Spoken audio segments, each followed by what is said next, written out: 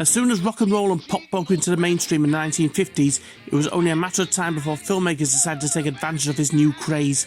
From the Go Cartel bit onwards, it was a way for cinema audiences to see the world's latest musical acts on the big screen. America had Bill Haley in his Comet and Elvis making films. Some attempted to do more serious roles like Frankie Avalon and Pat Boone. Over in the UK, we had Cliff Richard in there first. We're all going on a summer holiday.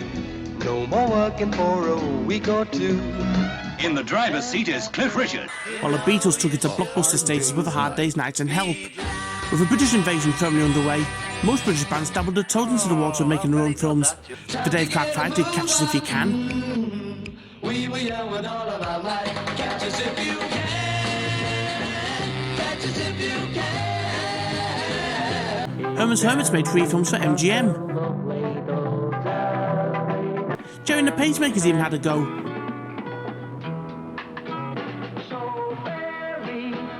And then there was Freddie and the Dreamers.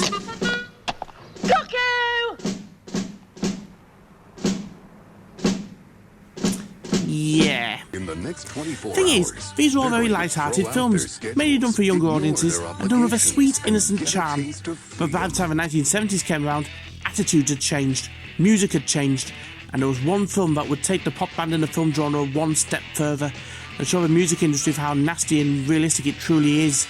It alienated fans at the time, but has long since found acclaim and occult audiences with respected film critics and fans for being so daring and unlike other pop films. Hi, I'm Stuart Kenny, and today on the Nostalgic Thingummyjigger, we look at Slade in Flame.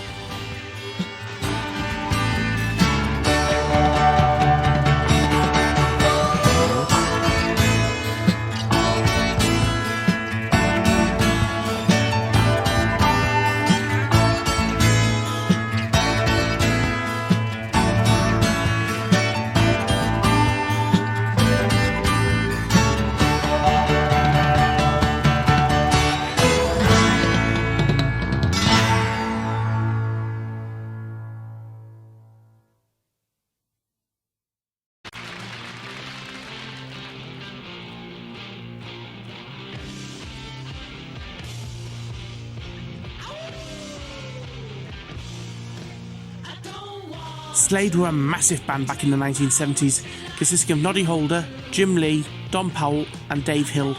Between 1971 and 74, they had 12 top 5 singles, with 6 of those getting to number 1. By 1973, they were riding the glam rock wave and raking it in.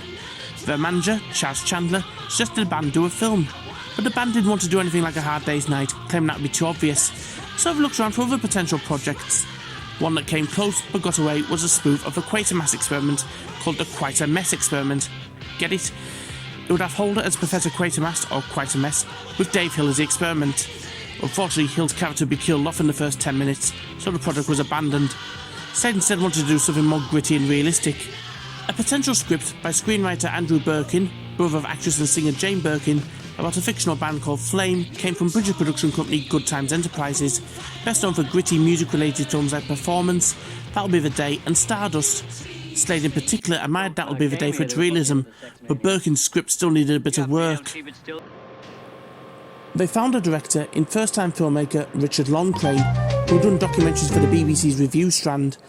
One documentary done about radio DJs called Radio Wonderful had caught the producers and band's attention, and he got the job. But moving from documentaries into feature films is a bit of a leap, but Loncraine was confident, and he and Birkin soon found themselves accompanying Slade on a 1974 summer tour of America, and experiencing the life of a band on the road, and listening to stories and anecdotes from the band members, all of which would go into the script. They didn't have long to make the film either. The soundtrack would have been recorded in July 74, as soon as Slade returned from America, with filming set to start that August. They only had 6 weeks to make it in, as Slade was scheduled to go on another tour straight after filming completed, and they didn't have much money in the budget either, with manager Chaz Chandler having to fund a large chunk of it out of his own pocket, after most British film producers and financiers turned their noses up at it.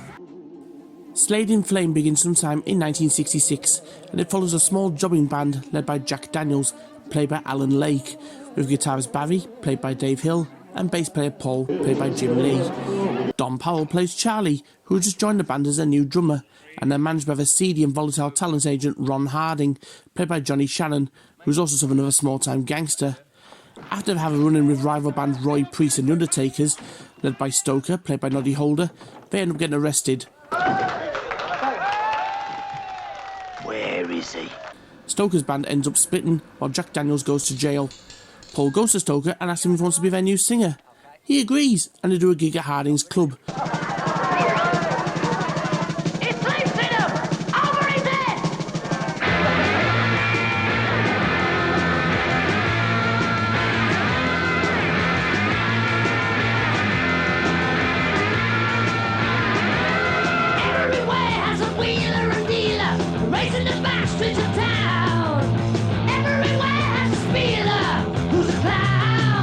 But after an argument with Harding, he drops them. You're just second-rate comics working on a third-rate audience. With a fourth-rate Asian copping 10%. I'll handle it. Yeah. But a talent scout watches him, and he goes to his boss Robert Seymour, played by Tom Conti, who is looking to manage a pop band, and he signs them up.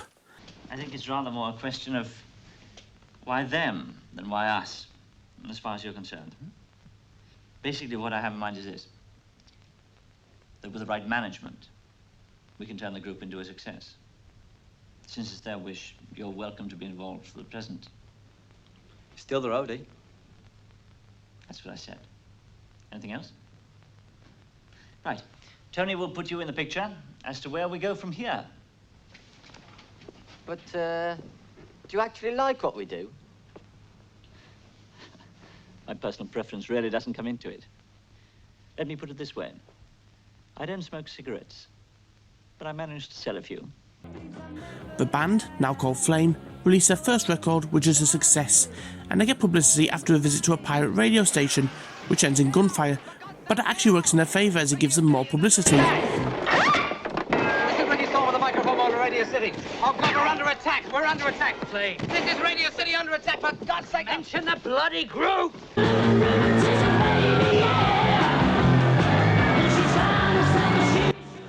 Flame have it made, but then Harding turns up telling Seymour they're still technically under contract to him, and he wants a piece of the action. They deserve the break. Yes. Shall I top you up? Thanks. I was going to suggest we had a little take-to-take one morning. Oh. About the boy's future. You mean they didn't tell you? Tell me what? They're under contract to me, Mr. Seymour. Exclusive. Oh! So Seymour has Jack Daniels steal the contract from Harding, which has disastrous consequences. No, don't let it, please. Can you feel your toes? Don't let it. Can you?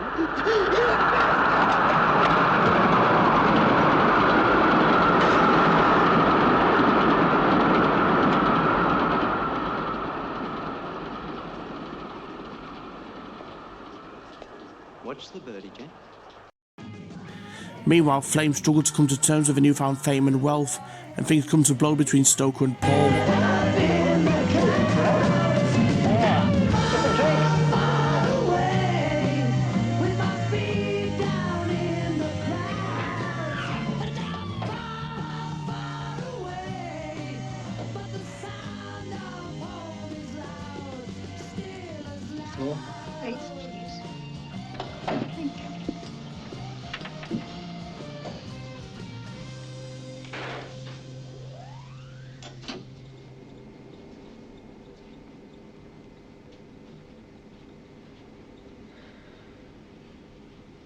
What are we going to do then?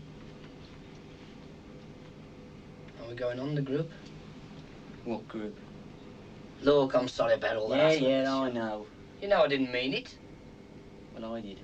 £5. You have Jackie worth every penny. Ask Jackie on it. Slade had no acting experience prior to this, but they were just playing themselves, and it works as well.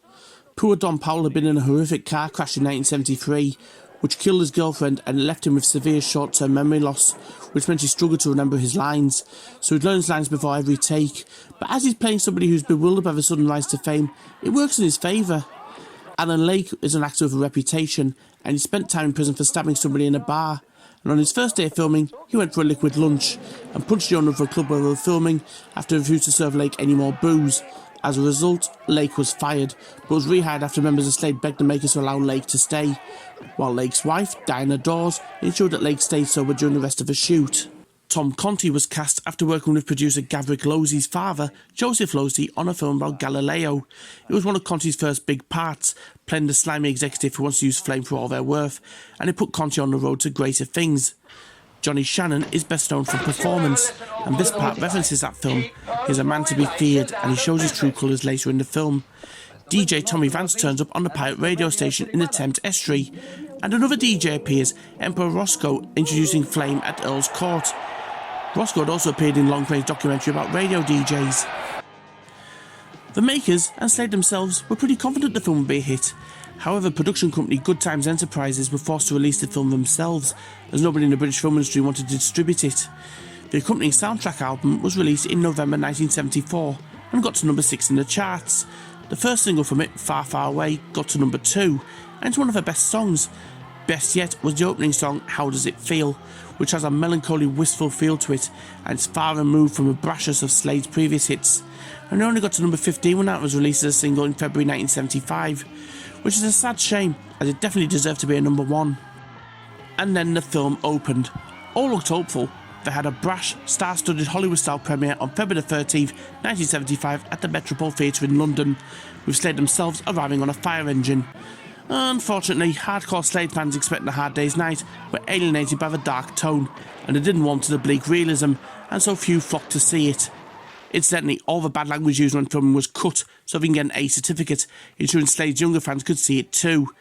Few critics could muster up enthusiasm for it either, although Barry Norman gave it a good review, admiring it for its grit and being daring. Slade's career began to dwindle too. They'd moved to America in 1975 in an attempt to reinvent themselves and properly break into the States. It didn't work. They wandered in the wilderness for a few years before sort of come back in the early 1980s, trying to reinvent themselves as heavy metal rockers. And they plodded along again until Holder and Lee quit in 1992, leaving Hill and Powell to soldier on alone.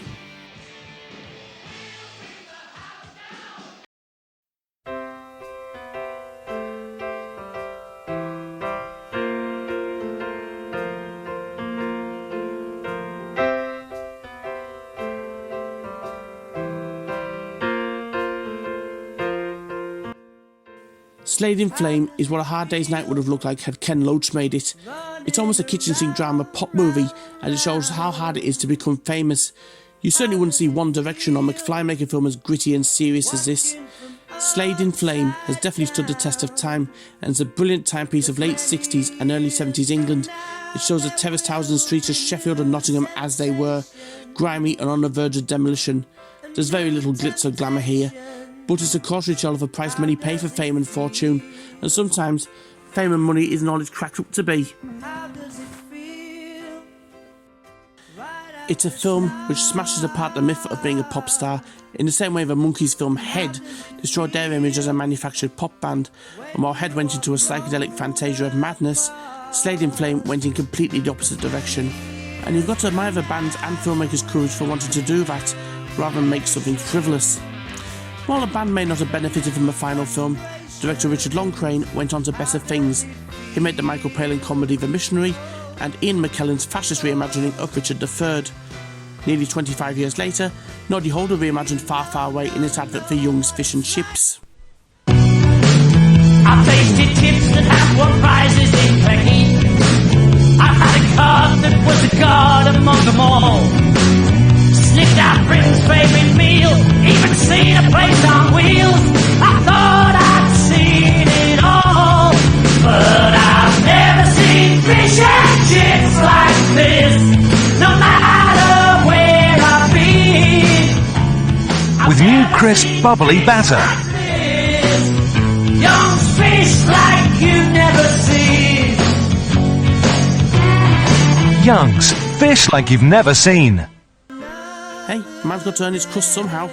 But Slade in Flame is gaining new fans all the time, and compared to what came before, and indeed what came after, it's still in a class of its own. It shows a world that no longer exists, but corrupt management and talent being exploited still remains the same. History never repeats itself, but people always do.